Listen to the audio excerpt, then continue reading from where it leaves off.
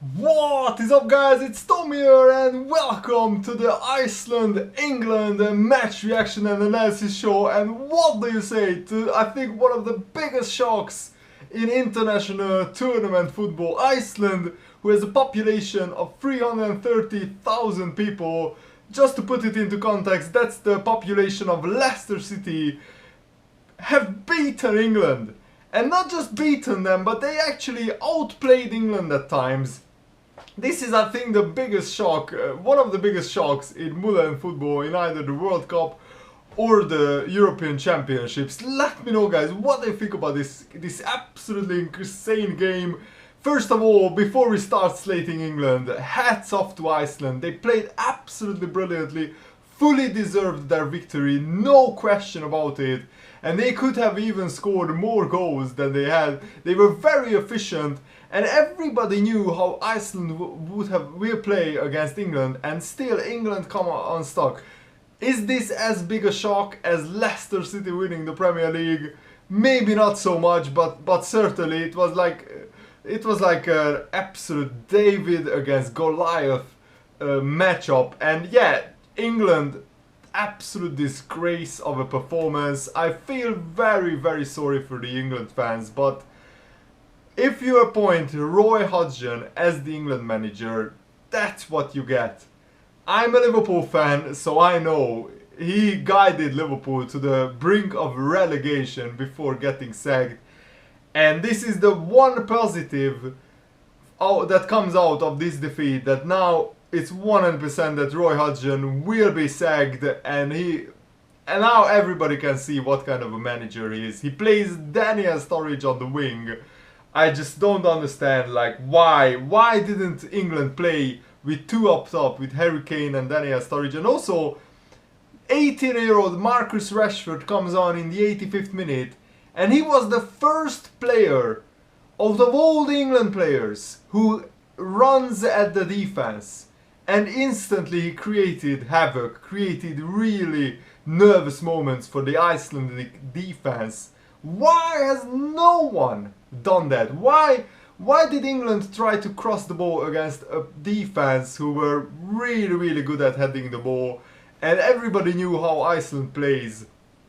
I mean, even my home nation, Hungary, could only get a draw against Iceland, but Iceland basically just defended in a perfectly brilliant low blocks, and they broke on the counter-attack, and from set pieces they were very dangerous. But actually the game started perfectly for England. Raheem Sterling rounds the goalkeeper after a great through ball by Daniel Sturridge, and the goalkeeper clatters Sterling. Rooney steps up to the penalty, he slots it home into the bottom corner, even though the goalkeeper guessed it right.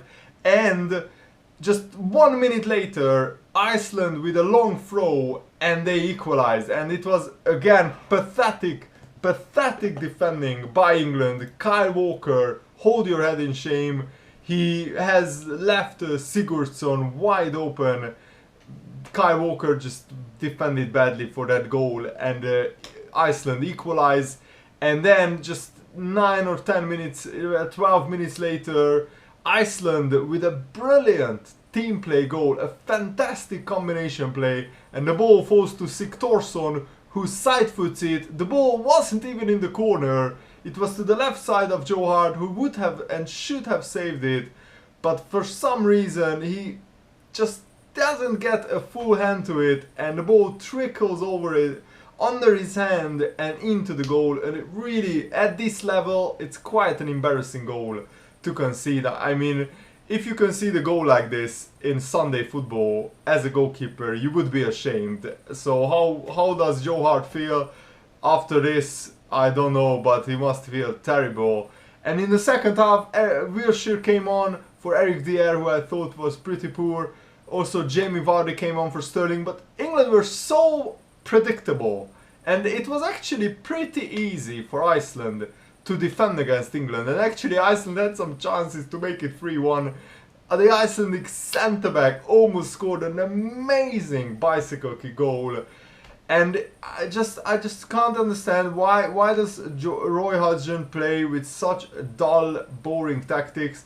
Also, Harry Kane had a really off day.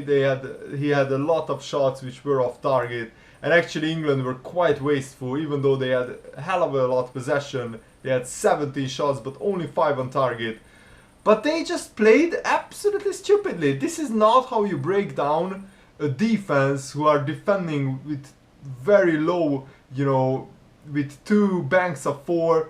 And they were hoofing it, they were crossing it. Instead of trying to run at people, Jamie Vardy and Rashford should have come on much earlier. I would have taken Harry Kane off.